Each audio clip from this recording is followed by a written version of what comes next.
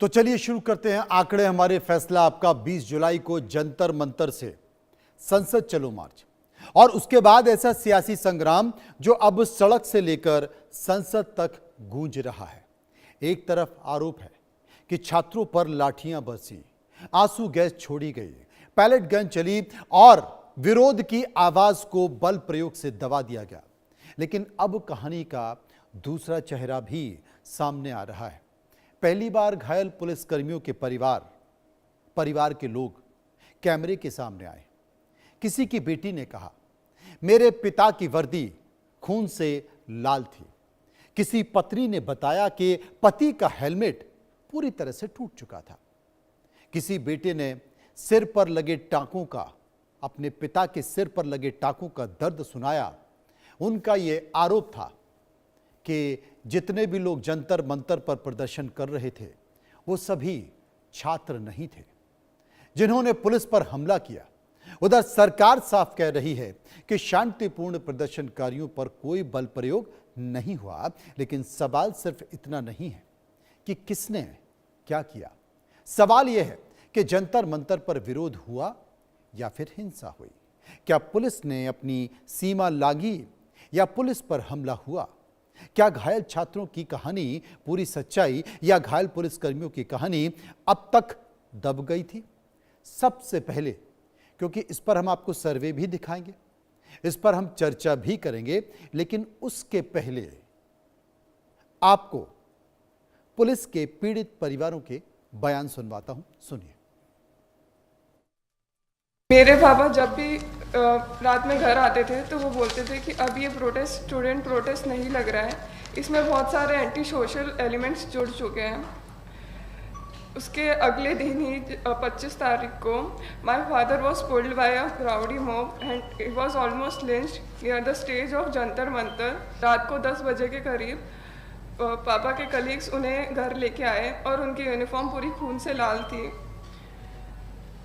उन्हें ऐसे देख के हमारे लिए बहुत पेनफुल था कि ये एक छात्र प्रोटेस्ट नहीं था और जो शरारती तत्व थे उन्होंने छात्रों के प्रोटेस्ट को जो खराब करने की कोशिश की है और उसको जो बदनाम करने की कोशिश की है और संसद की जो गरिमा को तार-तार करने की कोशिश की है, उनके किए की सजा दी जाए और उन्हें बख्शा ना जाए। मेरे पापा भी जंतर मंतर के फ्रंट लाइंस पे उनकी ड्यूटी लगी थी प्रोटेस्ट में। And on 25 May at 2 PM मुझे पता चला कि मेरे फादर को उनके हेड पे इंजरी आ रखी है उनके फ्रेंड के थ्रू। जब मैंने फ़ोटो देखी तो उनके हेड को शेव कर रखा था और उनके हेड पे लाइक स्टिचेस लग रहे थे 4। उसको देख के I was like really frustrated and मैं बहुत ज़्यादा डरा हुआ था। जब जंतर मंतर पर प्रदर्शन या हिंसा हुई थी उसको लेकर बवाल मचा हुआ। परिजनों ने क्या बताया वो भी आप सुनिए। 20 जुलाई को संसद चलो मार्च में घायल सुरक्षा बल के जो परिवार के लोग थे उन्होंने बाकायदा एक प्रेस कॉन्फ्रेंस की और बताया कि पुलिस पर हुए हमले की बात दबा दी गई। सिर्फ छात्रों पर लाठीचार्ज का एक नैरेटिव चलाया गया, उसी के इर्द गिर्द सारे बयान दिखाए गए। हमारे पुलिसकर्मी भी हिंसा में गंभीर तौर पर घायल हुए। प्रदर्शन के दौरान कई जवानों को गंभीर चोटें आई हैं।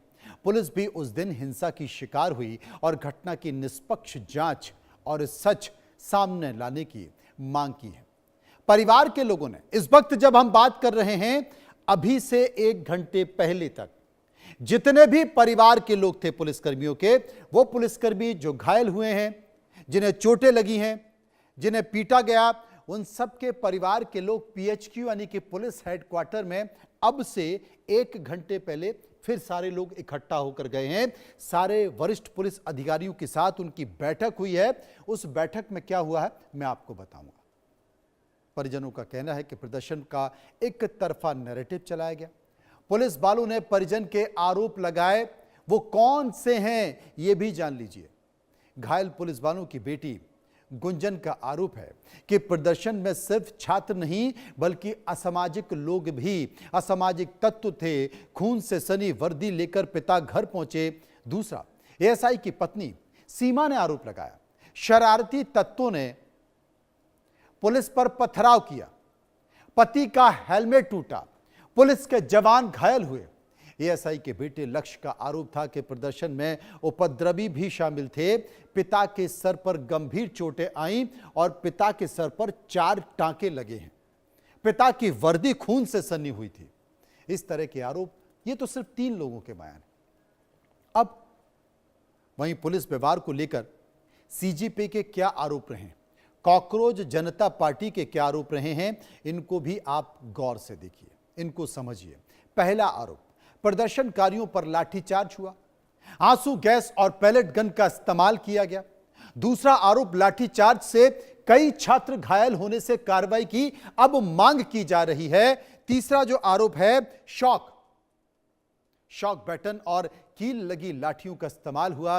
राहुल गांधी ने भी पुलिस पर बर्बरता का आरोप लगाया, छात्रों को पीटने का आरोप लगाया, उन्हें घायल होने का आरोप लगाया। वो मांग कर रहे हैं कि गृह मंत्री को इस पर अपना स्पष्टीकरण, अपना बयान देना चाहिए संसद के अंदर। तो जंतर मंतर पर जो प्रदर्शन हुआ उसमें सरकार ने क्या कहा, इसे समझिए। सरकार कहती है कि पुलिस ने किसी शांतिपूर्ण प्रदर्शनकारियों के खिलाफ बल का प्रयोग नहीं किया। यह सरकार ने इस बात का जिक्र किया है। कार्रवाई केवल बैरिकेड तोड़ने और सुरक्षा घेरा पार करने वाले छात्रों पर या लोगों पर हुई है। केंद्रीय मंत्री डॉक्टर जितेंद्र सिंह ने छात्रों पर बर्बरता के आरोप को पूरी तरह से गलत बता दिया है और कहा कि यह सिर्फ नैरेटिव बनाने की कोशिश की जा रही है। प्रदर्शनकारियों पर कोई गोली नहीं चलाई गई है। डॉक्टर जितेंद्र सिंह ने इस बात का जिक्र किया। संसदीय कार्य मंत्री किरण रिजिजू जी ने राहुल गांधी के आरोपों को बेबुनियाद बताया है। यह सरकार ने बताया। अब नुकसान को समझने के लिए कोशिश करते हैं कि 20 जुलाई को संसद चलो जो मार्च हुआ था, उस संसद चलो मार्च में हंगामे में कितना नुकसान हुआ है, जिसका जिक्र सरकार कर रही है। 250 से अधिक पुलिसकर्मी घायल हुए, 110 से अधिक बैरिकेड डैमेज हुए, 300 से ज्यादा बॉडी प्रोटेक्टर का नुकसान हुआ और 350 से ज्यादा हेलमेट डैमेज हुए, 50 से ज्यादा शील्ड भी टूटी हैं और 20 से ज्यादा लाउड हेडर का नुकसान हुआ। 10 HHMD और 1 एक्सरे बैगेज का नुकसान हुआ है।